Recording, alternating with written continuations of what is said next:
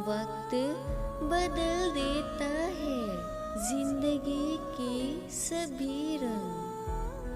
कोई चाह के भी अपने लिए उदासी नहीं चुनता। खुदा ने लिखा ही नहीं तुझको मेरी किस्मत में, वरना खोया तो बहुत कुछ था एक तुझे पाने के लिए।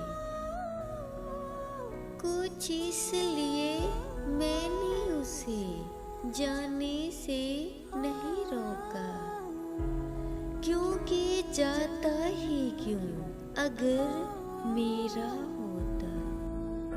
मेरी बात लफ्जों से मुमकिन ना थी, सो उसने जज्बों पे वार किया। क्या पाया मैंने सदियों की मोहब्बत से, एक शायरी का हुन्नर, दूसरा जागने की सजा।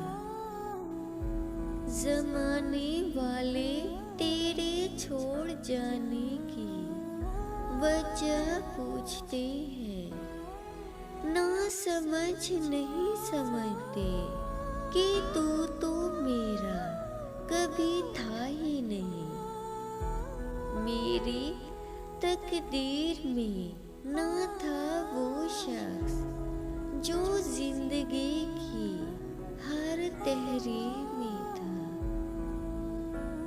तुम मेरी अज़ियत की वो हद हो जिसे सोच के मैं रो पड़ती